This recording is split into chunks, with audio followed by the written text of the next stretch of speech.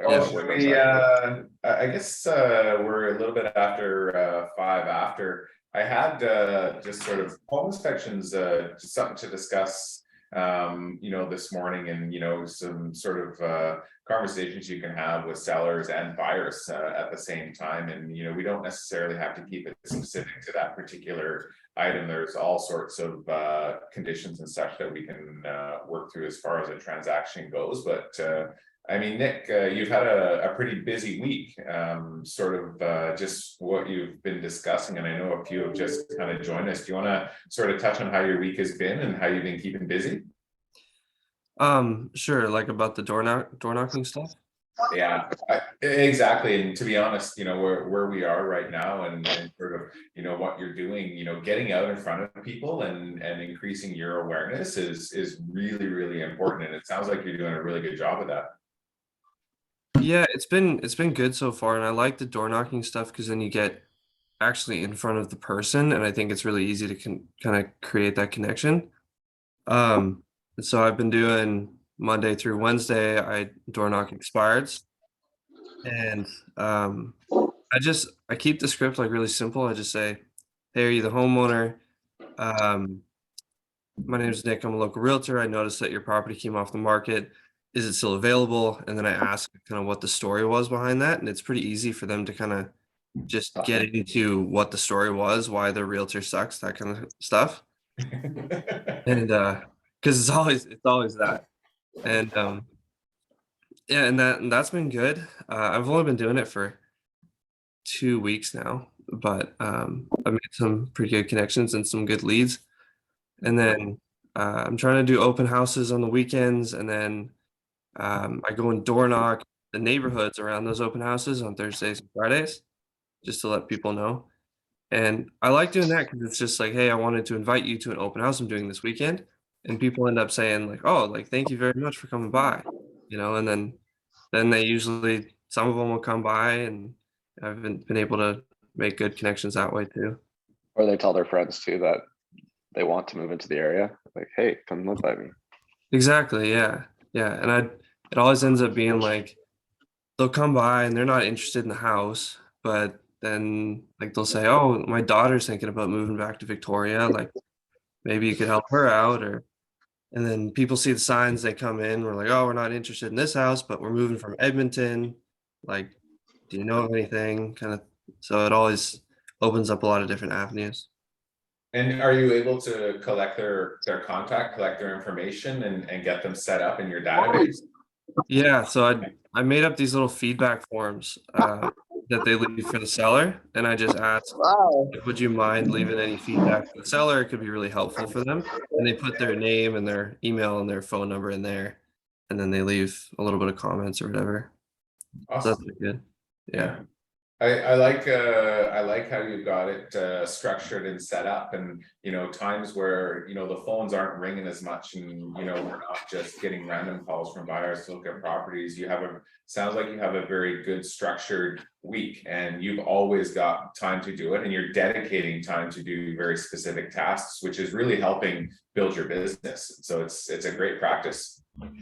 Yeah, well, Nathan's helped me out a lot with that. We meet every Monday now and kind of go over what my week's been in a little Excel spreadsheet so that I stay accountable to it. Yeah. And so that was really helpful too. Awesome. So Ron, are you talking? Ron's muted. Sorry, I didn't realize I was muted. That's awesome. It's all that time you take building connections and adding people to your pipeline, provided you then in some fashion stay in contact with them. That's you're building up a lot of potential future business there. It's amazing when you can start to become people's realtor before they need a realtor. And as you say, other avenues open up when you start to build that connection and trust. Yeah, that's awesome. Yeah, I've been trying to learn a lot about how to follow up properly with them. And I was talking to Andy a bit about it yesterday on how to actually get a meeting with them to talk about like going over the actual forums and what they're interested in, that kind of stuff, like getting face-to-face one-on-one. So I need to get a little bit better at that, at actually asking for that and getting in a room with them so we can do a little presentation kind of thing, instead of just saying, "Oh, I'll send you some stuff." Yeah, don't go to that. Don't let that be your go-to. Right. Yeah, I'll send you some stuff is the end of the conversation. exactly. Yeah. Um, Yeah, to do that. it's stick to asking questions, and that keeps you kind of in control and lets you lead to where you want to get to. So, for example, you're chatting with people at an open house, and maybe they're not like exhibiting that they're anxious to buy something right now today, but they are in the market and considering a move. Just probe and quiz them on what their ideal property is, and you can throw things out like, I'm in the market on a full-time regular basis. I'm getting through 20, 30 plus homes a week. I often see properties before they hit the open market. If I was to walk into your ideal home, would you want me to let you know about it? That's one of the ways to at least get contact and follow-up information. And then further ask for permission. Like, would you like me to keep you informed, updated with the market conditions and things that are happening for the areas that you're interested in? Yes. And just get that permission. And if there's, like they're in a nearer time frame, like they've got the idea of, are you hoping to buy something? How soon are you hoping to get into the market? Oh, we're not going to have a down payment for a year or whatever might be the answer. But well, we're shopping right now. Would you be ready to buy the right property right now if it was to come up? No, we're at least 3 months away. Then you're probably not pushing hard for a sit down to go over how you work, although there's no harm in doing that early on before they're ready too, just to try and position yourself differently from the other agents that they talk to.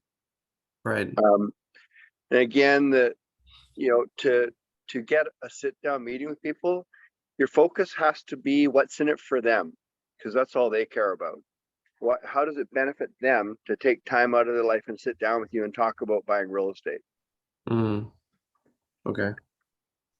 So have some go-tos on that. My biggest go-to was just like, I have access to properties often before they hit the open market.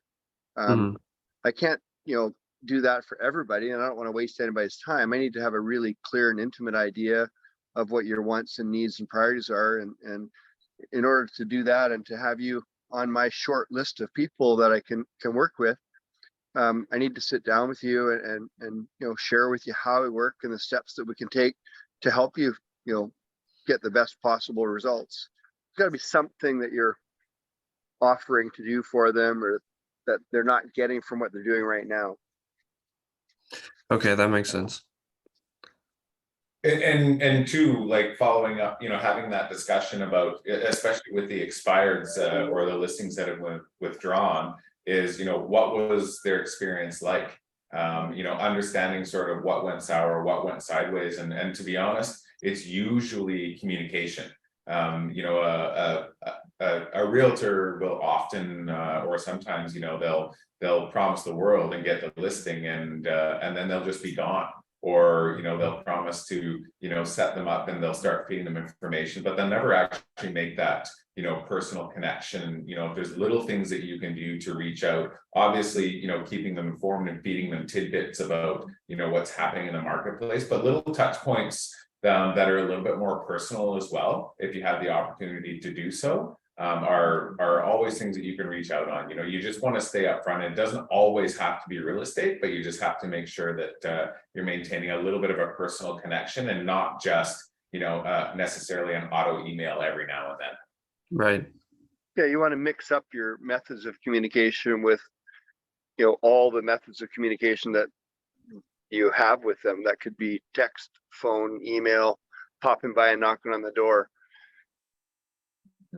With expireds, one of the keys, and I think you've got the start of it working, getting them talking about their experience.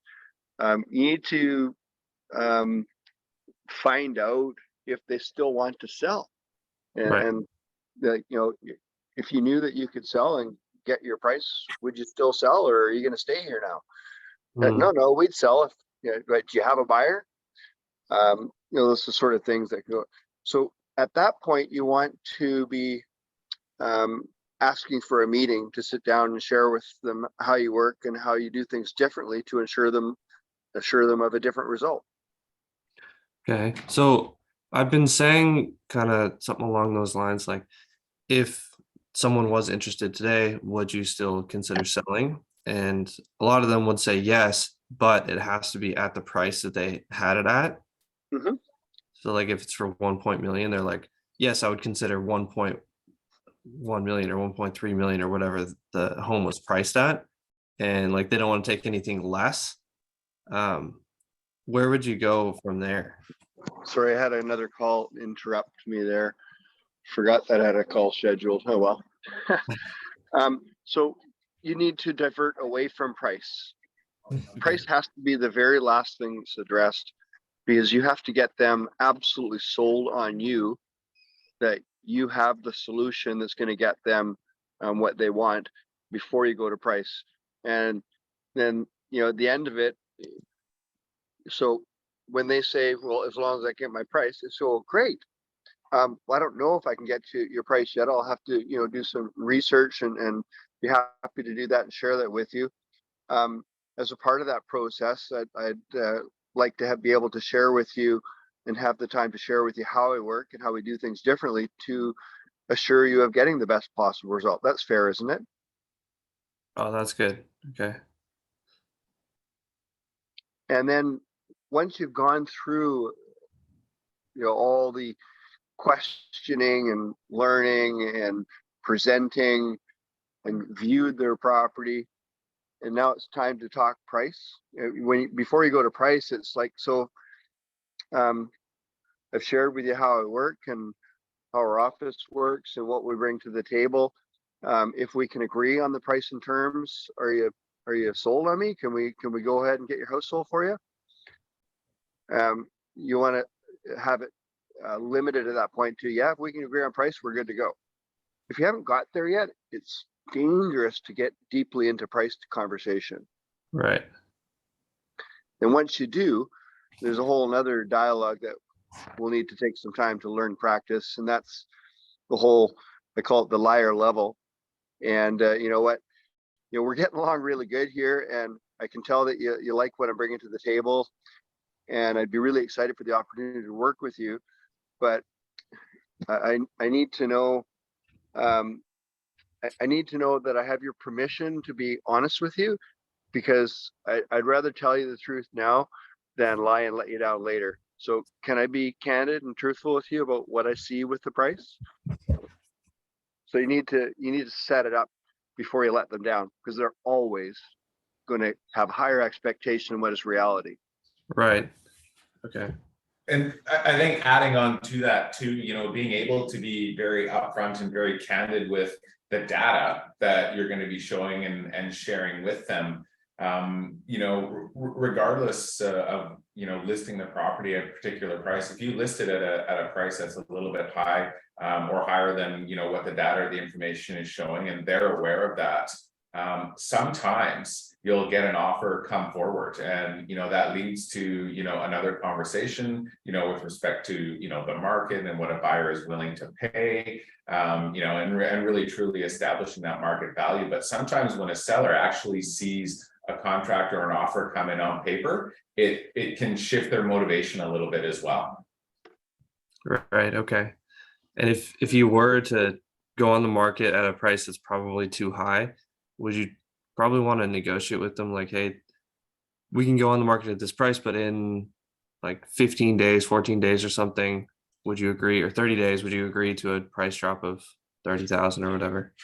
Yeah, and that's all incorporated into your listing conversation. You can include those types of caveats or those types of conditions in your listing contract, like on your Schedule A. Write all that stuff out and be very clear and have them sign it. Get them agree in advance. In 30 days, if we haven't met these metrics or we haven't met this criteria, now that's being, either an offer or, number of showings per week or total number of showings since onset kind of thing, then we agree to, to reduce the price. Yeah, you're going to find a lot of resistance against that normally. Usually people have a price in their mind, and if they're locked in on it and not going to listen to what's realistic, Bless you. sometimes 6 months or a year of marketing and feedback that's all telling them they're too high, it doesn't change anything. They're just locked into what their expectations are, and then they don't sell. In a normal market, half the listings don't sell. In a down market that we're in now, 2/3 won't sell.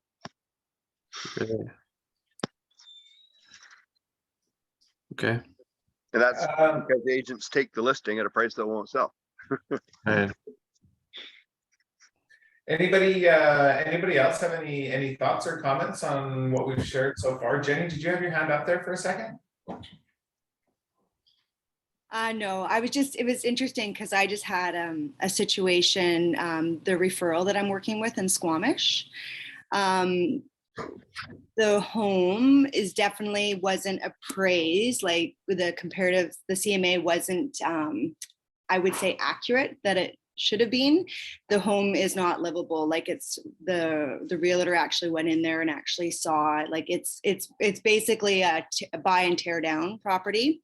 So I just had to have that discussion yesterday, actually, with the client about, it was priced at, you can move into it and reside in the home, but about having to lower the price down. And it was an uncomfortable conversation at first, but then it actually, once we explained the situation, it actually went well and she understood, right? Just because I think a lot of people are hanging up on what it was worth before, right? And I think now it's shifted, and I think that's where we need to learn, like you were saying, and communicating and explaining to the clients of how the market has changed. So, and those are really good conversations to have early on. Set up that conversation, when you're having, the listing appointment, or you're taking the listing, and, you're talking about value and what the potential direction, this transaction can go in. mm-hmm. Yeah. Who else do we have here? Mark, do you want to share a little bit of what you've been up to this past week?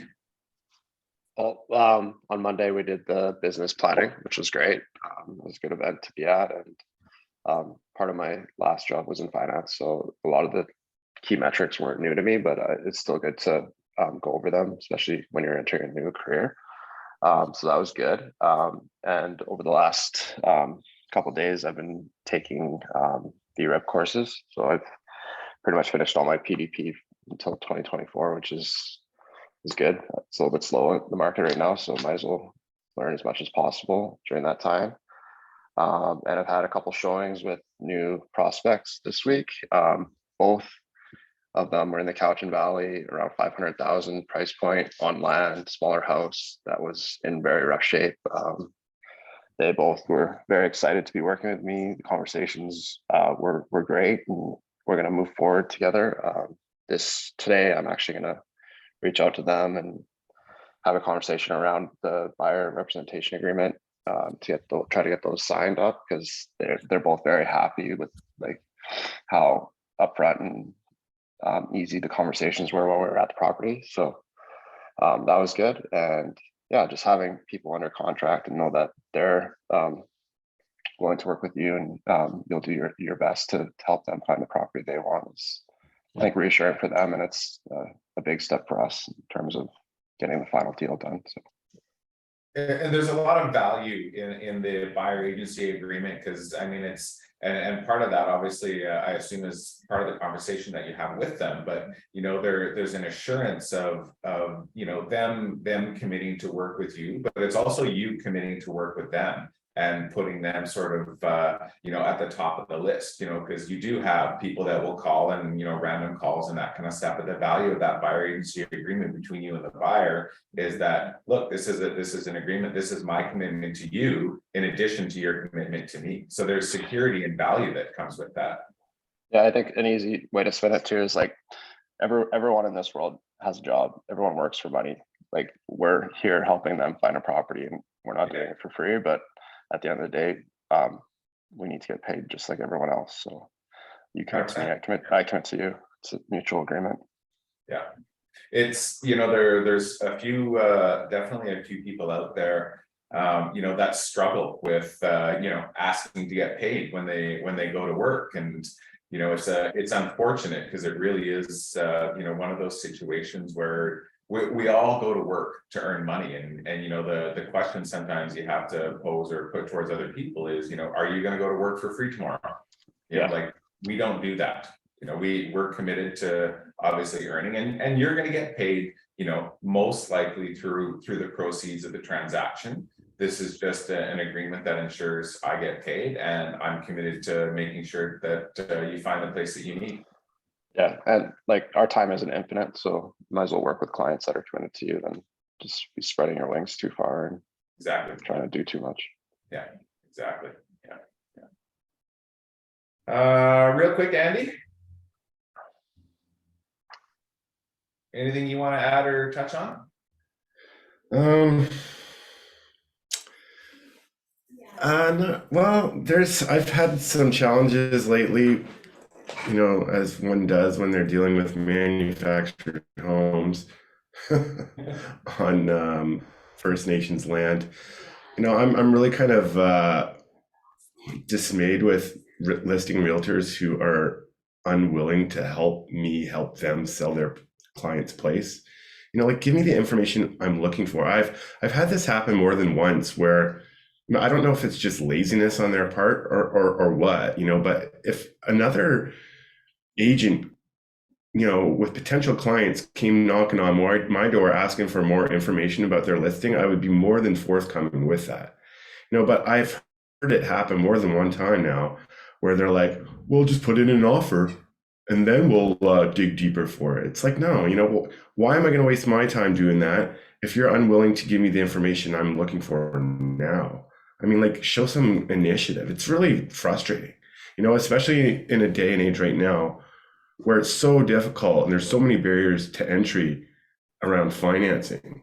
You know, you're getting a glorified car loan when you're buying a manufactured home that's, you don't own land underneath it, right? So it's very hard to find, you know, a lender who's going to give you like a close to $300,000 car loan, you know, like you could just drive off with it basically. So, I mean, there's a lot of moving parts, and you got to, you know, pick every box and get it just so for everything to line up and have a smooth and successful transaction. So, you know, I'm just running up against a lot of, you know, barriers to that, and it's soul sucking because, I mean, you really want to help these people get in, but I mean, you can't do it alone, right? And then I've even heard the one listing agent was like, well, I think, you know, the onus, my managing broker said the onus on the buyer to come up with that information or dig for that information for their clients. And it's like, you know, it's just sad to see that they're not willing to help. You know, I took the negotiating course, was it yesterday or the other day? I don't know. Anyway, and it really kind of hit home how important it is that we're, as agents, we're not fighting against each other. This isn't a competition. You know, we're here to work together in the best interests of our clients to make this happen, right? And it's unfortunate that not everybody has that viewpoint. It makes it a lot more difficult in an already cumbersome process when it comes to those transactions in particular. You're not wrong, and you know, unfortunately, you know, the level of professionalism, you know, that is generally perceived. You know, realtors in general have what a 35-40% approval rating as far as, you know, the overall statistic goes in British Columbia. And it's that mentality and that attitude that you're coming across that really hinders the ability to elevate and raise the level of professionalism. And, you know, the other side of that, you know, from where you're coming to is, as tough as it is sometimes, you know, you're acting for your buyer. You know, you're there to, you know, ensure that they're not having to deal with these types of situations. When we agree to represent somebody, this is what we're agreeing to do. And as frustrating as it is sometimes, you know, we have to just accept those challenges and you know, maybe look at them as challenges. You know, how can we get this information? And maybe with, you know, the leased land situation is, so the value, you know, that you're asking for this property, clearly it's leased land. So you review the lease, obviously, because it will impact the value of the property. So you should be providing that information, or you should have knowledge of that information. If you have a realtor, you know, that's really challenged, you know, one of the things you can do is talk to me, to get the broker involved. If a realtor is not providing prudent information with respect to a contract, that's something, you know, that the broker can assist with. And if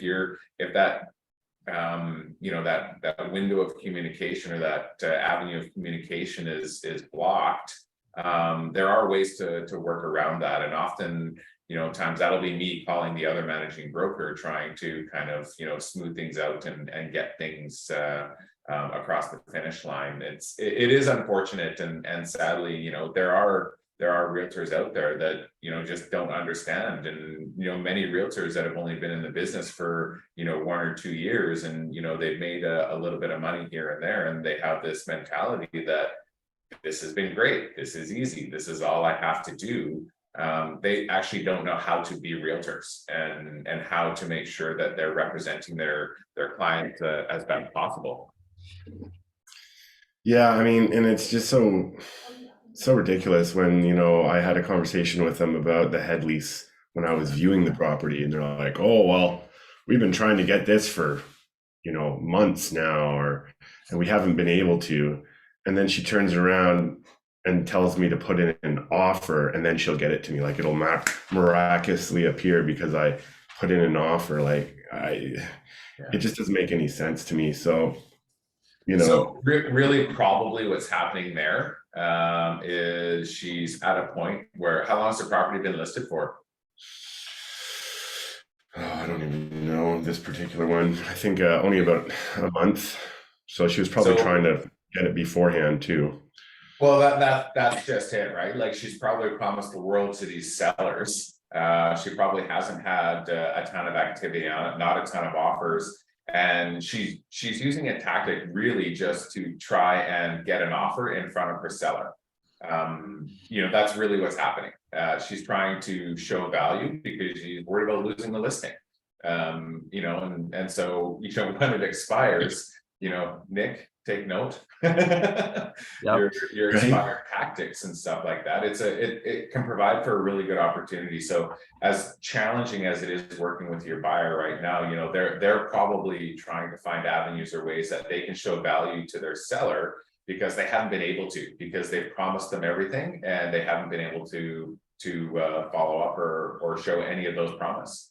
It's a tactic just to get an offer in front of a seller. They don't really care. They just want to show their seller that there's some value there. Well, of course they care, but do you see different perspective, right? Mm-hmm. Yeah. I had a different, so yesterday, my client that we saw the property, they were very concerned about the property, and they requested that I ask the listing agent for the offer that fell apart's client's property inspection.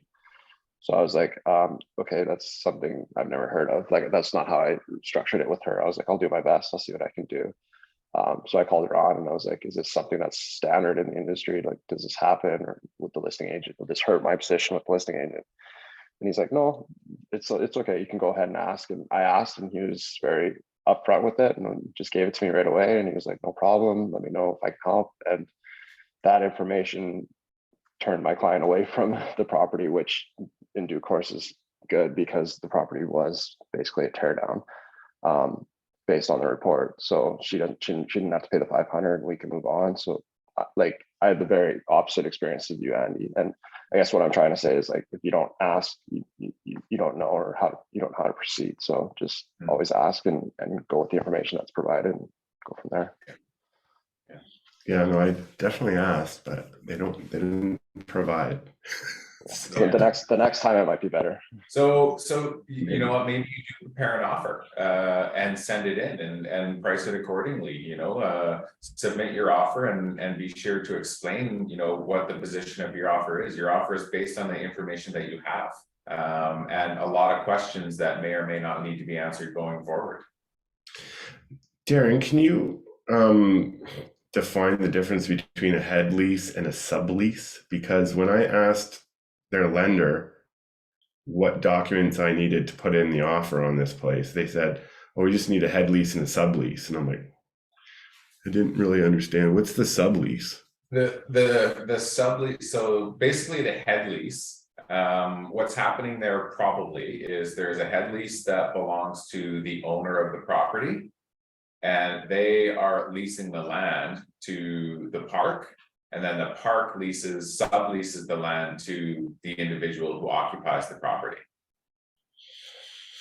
In this situation, it's an It's layers. individual. Yeah, You know, and like it's similar. You'll find similar structures in quarter share properties or vacation rental properties or fractional ownership. Because usually there's a sublease that allows you know, the right of occupancy to somebody else. So basically that, you know, the owner of the land is not the person that is leasing the pad. The pad is being leased by the owner of the park, or the owner of the company that owns the park. The company is leasing the land from the First Nation, and then leasing a spot on that land to somebody I else. see. Yeah. It's almost like a sublet in a way. Exactly. Yeah. Okay. Well, what if the situation in this situation, the owner of the park is the park manager, and they're just renting out the land, the pads. Yeah.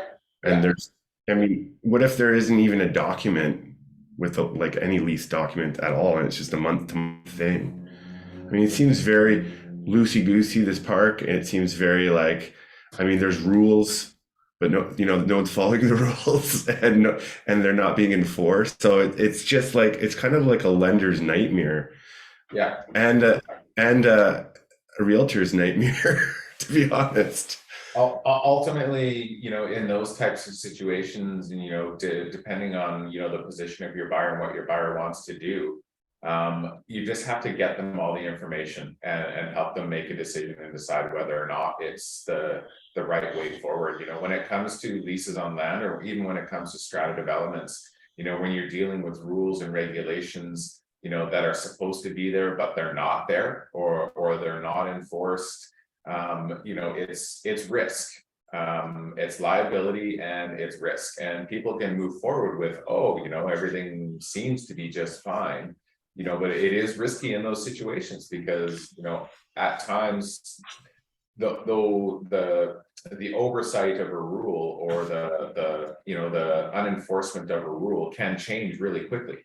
And if it ends up in front of a court or at a judgment type scenario, you know, it is exactly what it is. So there's always risk when you enter a structure that isn't being operated properly. It's like buying into, you know, a strata corporation that isn't operating as a strata corporation. You know, but this seems really a lot more complex, because do the laws of the land and the BC Tenancy Act apply on First Nations land? That is going to depend on the agreement that's been written. Between who?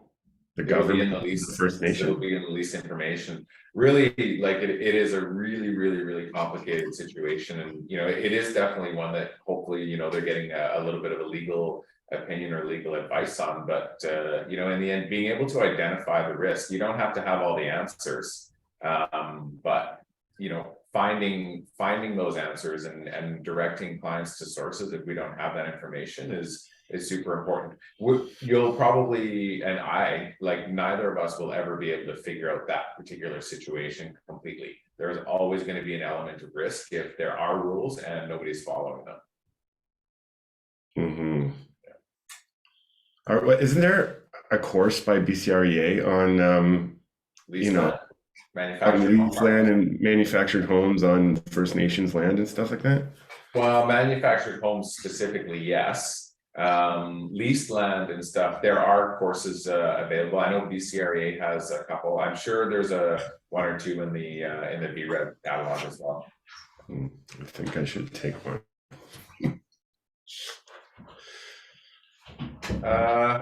Okay, so anybody else? I kind of enjoy these conversations. You know, we always kind of come into these Thursdays with a topic to touch on, but it's nice that we can, you know, dig deep and gain some practical, you know, knowledge and conversation out of what you're experiencing on the ground. And I know we talked a little bit about you know, a number of things today, and you can really sort of see how they all really tie into managing the expectations of our clients, whether you're buyers or sellers, and home inspections really aren't any different that way. Similar to, you know, reviewing a lease, for example, you know, you're getting a document, you know, that is going to contain some very prudent information, and it's going to help your client, you know, make a decision on what direction they want to go. Both, you know, as far as the inspections go, you know, from a buyer's perspective or a seller's perspective, you know, when you're listing a property, you know, having that conversation about the reality of having to manage a home inspection when it comes through, can be a little bit preemptive. You know, it's often not discussed until it shows up, but having that discussion with your seller, you know, what can we likely see? And, you know, when you're inspecting the property and you're doing your due diligence as far as creating your CMA, you know, you can highlight some things and you can note some things or some potential things that you can have a discussion with your seller. You know, the old furnace, the old hot water tank, you know, Andy, I'm sure you're familiar with, as a plumber, with galvanized plumbing and some of the challenges of those kinds of things. You know, as realtors, we see a lot of these things. And the more we see them, the more familiar we'll become, and we'll be able to recognize and identify these little things that may come up in a home inspection. And, you know, if we have that discussion with the seller, understanding that, you know, we're pricing the property accordingly, you know, to its current condition, even though we're doing that, you know, expect that there may be some challenges coming forward from a buyer with these items that may be discovered in an inspection. And from the buyer's perspective as well, you know, when you're walking through and you're viewing a property, you know, being able to, you know, understand the product and, you know, the different elements of a home, you know, what the white fiber paper is that's wrapped around the ducting in the basement, or, you know, what a galvanized pipeline looks like, or those kinds of things. We can have those conversations early on with our buyer so that when they get their home inspection, it's not going to be, you know, it's not going to be a huge shock to them, because they'll be prepared for stuff like that. So the more we do and the more we have these conversations, you know, that sometimes the softer it is when the actual document or the actual report comes back for review. This also gives you the opportunity to, you know, from buyers, with buyers in particular, is a home inspection isn't necessarily a tool that allows you to negotiate the price. It's a snapshot of, you know, the home. It's a snapshot of a place and time of a property, and it really is, you know, what the house is today, with some recommendations on what you can do to improve or what you can do to move forward, unless there's something really significant that comes out of it. You know, a window that needs to be replaced isn't something that you need a home inspector to tell you. You can see if a window needs to be replaced. So is that clear? Am I coming across clear on that message? Any thoughts on that? Some experiences that you can share? Because I know often, you know, a lot of buyers will assume that a home inspection is the right to negotiate the price. And, you know, as buyer agents, it's important for us to let them know that it's not necessarily that tool, but it is a really good maintenance record. It is a really good calendar or schedule of things that you can do over the course of time to improve or elevate the value of the property and give you, you know, a direction of where you need to spend the maintenance dollars that you're going to be putting into the property. It's definitely different for stratas and single family detached because I mean there's a lot of moving parts with a strata. The strata aspect of things, you know, is so, and that's really key where your depreciation report comes in. And I know that they're not mandatory across the board. I think moving forward, we will see obviously some more regulation and some tightened regulation around depreciation reports for strata corporations. But you know, depending on the type of strata, you know, a typical strata, an apartment style strata or an attached townhouse style strata definitely is one thing. Understanding what the common property is and the limited common property and understanding who's responsible for those maintenance costs is really important for a buyer. And, you know, if the envelope of the building is a responsibility of the strata corporation, then there's a little bit of extra diligence we need to do to review stuff like the depreciation report and understand where, you know, those products are in their life cycle as far as when they may need to be replaced. And if those items are coming close, how much money do we have in the bank? What does that look like, you know, for me as an owner financially? Is the strata corporation set up and are they funded well enough to manage these products or projects, or are they going to be cash calls? You know, is it just going to be, you know, writing a check? And even if it is writing a check, you as a single family homeowner, if it's time to replace your roof, you're writing the check for that. So, you know, there's actually some benefit to strata corporations, even though the perception is, you know, not always that. Ultimately, the strata corporation is the owners. And if you're an owner in a strata or an owner in a single family dwelling, when it comes time to replace the roof, you're going to pay for it. It's, you know, the strata corporation's funds come from all of the owners' pockets. So one way or another, whether you're single family or a strata owner, you as an owner are going to pay for repairs down the road. You know, I think it's super important, especially with older buildings who have maybe possibly decided to forego, you know, getting those every 3 years, those depreciation reports, because it can be quite costly. All they have to do is vote it down by a 3/4 vote. But I mean, it's, I guess in those situations, super, super important to have, you know, a home inspector that also looks at and skims through, you know, meeting minutes and just to look for telltale signs and red flags of, you know, potential strata levies coming down the pipeline, because that is a deal breaker for most people, right? And if you do find it, it's not the end of the line. You can put an addendum to your offer and to, you know, negotiate cash back, you know, hold back, stuff like that. So, I mean, reduction in price or something like that. Absolutely. The key is reviewing, you know, the documents and reviewing the reports that you get. And you know, it was interesting. There was a case that came out last week, and it involved, you know, parking. I don't know if any of you read that review from Victoria, but ultimately, you know, the parking that was quote unquote assigned or purchased by the buyer wasn't actually the spot they were getting, and it wasn't even equal to what they were proposed. They were, you know, I believe the listing said that there were two. There was only one. It wasn't owned or part of the strata lot. It was assigned by the strata corporation, and so there were all sorts of challenges that came out.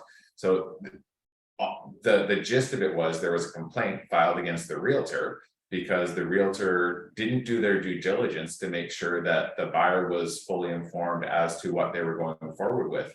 The one, that information wasn't available by the listing realtor or wasn't made available. Two, it is discoverable, and it just highlights, you know, what what your role and what your responsibility is, because in these situations, the realtor was basically, found negligent with respect to representing their client because the information was available.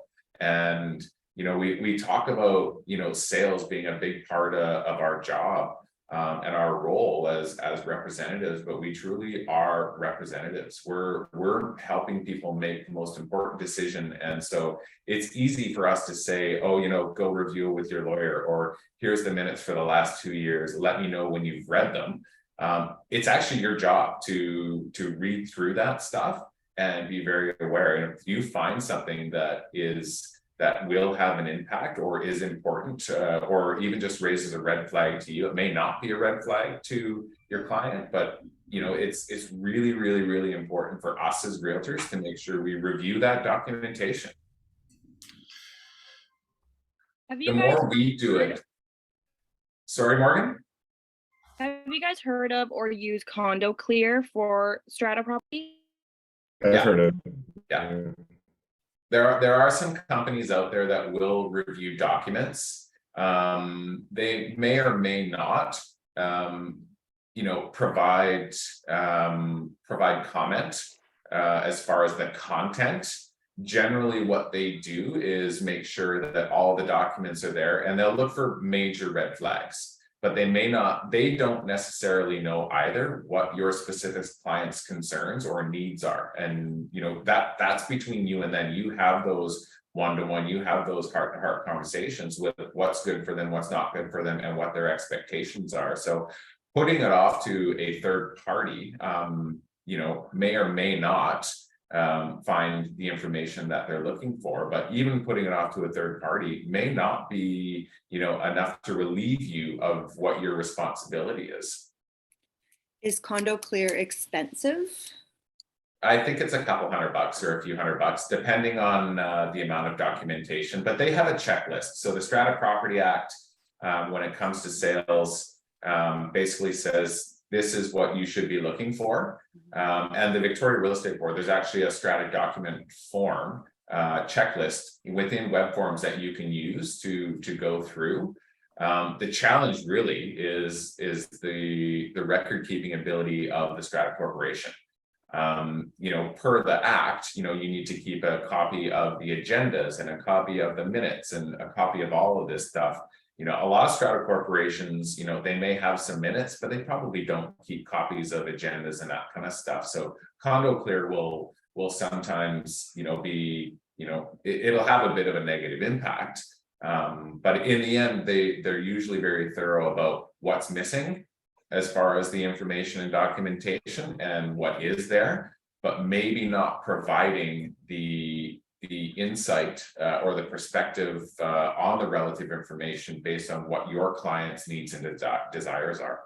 I definitely, the way I approach it with my clients, or I tend to, is, it's a part of the due diligence, just like you would have a home inspection for a single family detached. We're not home inspectors. We're not, the authority on that. So it's always best to get the people who do this for a living and just, kind of put it to your client that way. When it comes to a condo, there's a lot more moving parts. You may choose to get a condo inspection by a home inspector on top of having another company such as Condo Clear go through the last 2 years or 3 years of minutes, depreciation report, contingency reserve, yada, yada, yada. So you can make an educated decision on whether or not this property is right for you, right?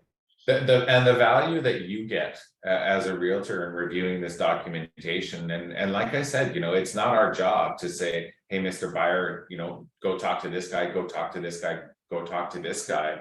We gain a lot of insight and we gain a lot of experience in reading that documentation. The more we read stuff like that, the more we understand it, and the more we learn what to look for in other developments. You also gain knowledge and insight into the operation of that particular strata corporation. So when another one comes up for sale or somebody calls you regarding a listing, you've got a little bit of knowledge on that development. I sold a lot of condos back in Kimberley, and we had quite a number of developments in the resort area, obviously being a resort municipality.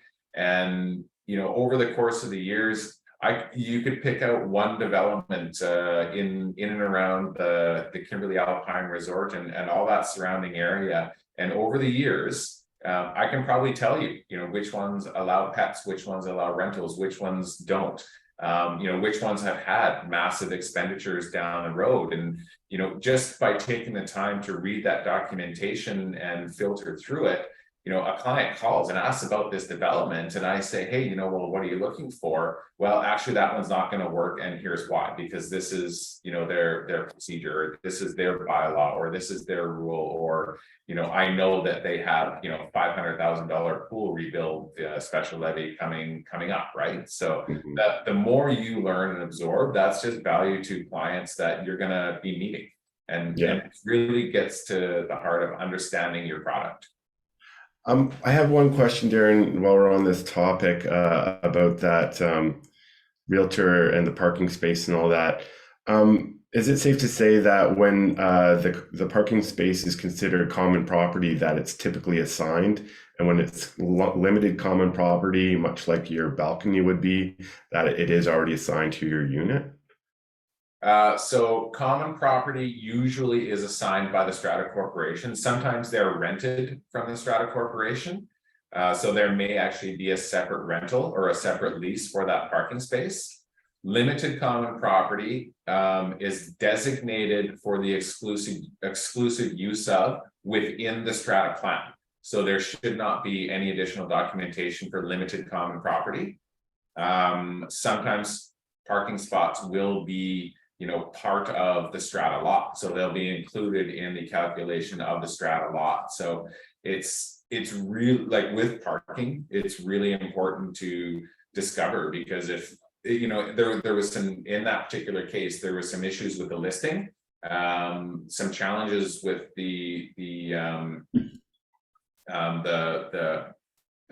validity of the listing information.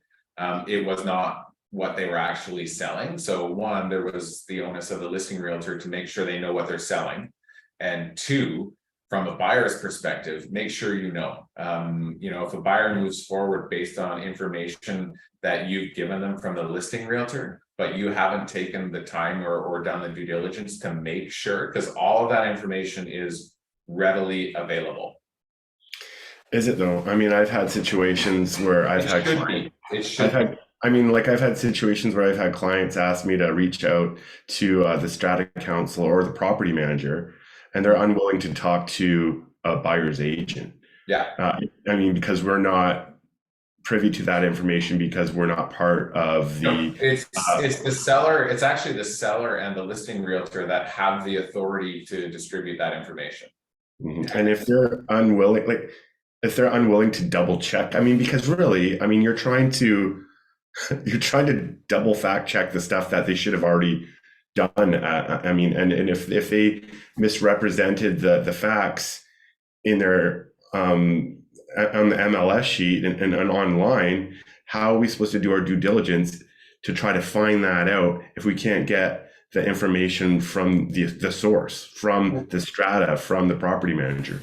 When it comes to stuff like that, and that's actually one of the biggest reasons why the realtors were guilty in no less terms of that in that particular scenario, is because all that information was available. It's in the strata plan. You can't actually list a strata corporation without providing a copy of the strata plan and a Form B in Victoria. So even though the listing said this, clearly the listing realtor didn't review the strata plan before they went ahead with the information.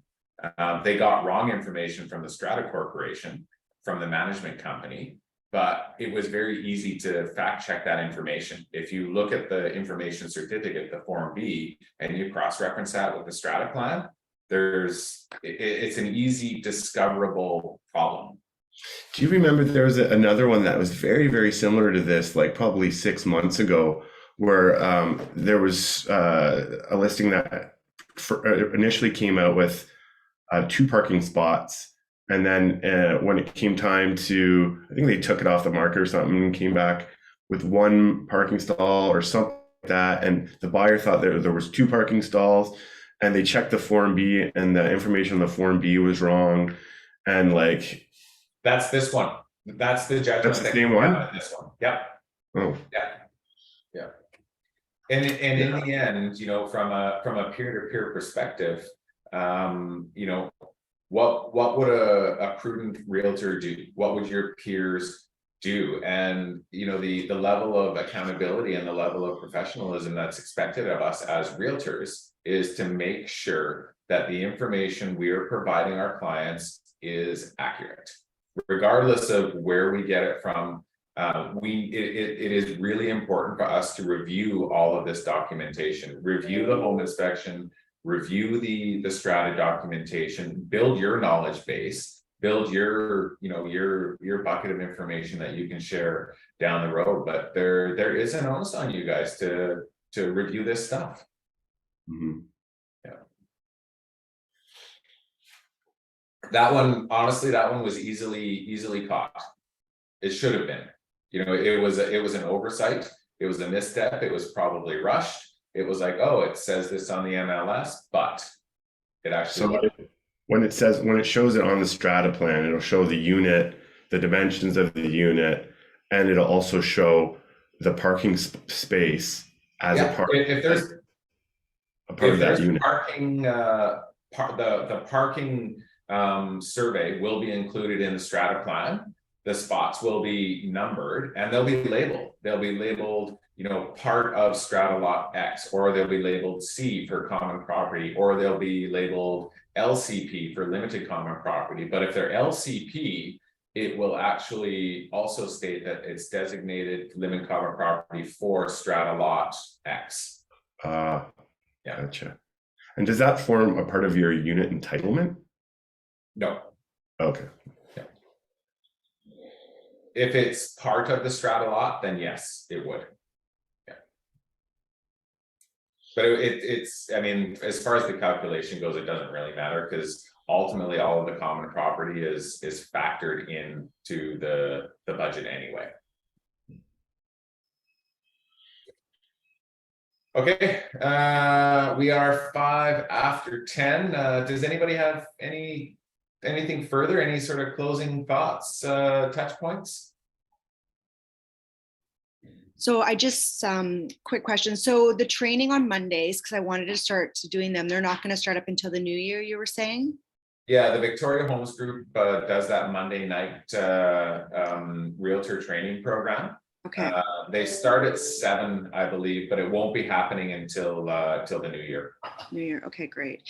And then also, like, just, you know, with the market being the way it is, do you have any suggestions of things that we could be doing? Like, I was thinking about getting like door knocking. Any other suggestions that you can think of? Anything, honestly, exposure, you know, be very, so Nick was talking about his schedule, his weekly schedule, and his Monday, Tuesdays for, you know, for door knocking, and, or sorry, Monday, Tuesdays for, you know, contacting expireds, and Wednesdays, Thursdays, Fridays for door knocking, open house neighborhoods, scheduling open houses, taking part in and being an active host in open houses. Okay. Marketing that material, getting that stuff out on social media within your sphere of influence and your sphere of contacts, asking them to share that information. Anything you can do community oriented, you know, get out and get in front of people. You know, now is the time where we're not, we don't want to be, sitting at home feeling sorry for ourselves because it's a little bit slow in the market. We need to get out in front of people, and everything you do, make sure that whoever you're communicating with knows what you do. Make sure that they know Jenny is a realtor with Remax Generation, and you don't have to necessarily do all things real estate, but everything you do, make sure that whoever you're communicating with or whoever you're in front of knows what you do. Okay. Chamber of Commerce business mixer events, hosting little or sponsoring, little kids team events. If you have kids that are in organized sports, volunteer at the schools. I used to actually cook lunch for my son's elementary school way back in the day. There were two days a month I would go in and prepare a hot lunch for 120 different kids in the school, which was a great way to spend 4 or 5 hours with 10, 15 other parents that were there to help do that kind of stuff, so PAC committees and chamber organizations, kids sports groups, get in front of people, and just, don't hide. Now is when you really want to be out front and visible. Okay, excellent. There's an app that I got called Meetup, and you can put in your location and it'll show you all different kind of meetups, and you can put in all your interests and things like that. So you can be doing the things that you like to do at the same time. Awesome. Yeah. Get in front of people. Great, thank you. Anything else, anybody? All right, as always, I do appreciate everybody coming and joining in and contributing. It's always really good, when we get the opportunity to share. So thank you for sharing all that, and I look forward to having a similar conversation next week. And I think we're going to touch on something. We're going to talk a little bit about agency and your role as the realtor, and when that changes, and when and if it ever really ends, which as most of you know, probably never. Thanks, Derek. Thanks, everybody. I appreciate it. Thanks, Greg. Derek. Is there? Thank you. See you guys.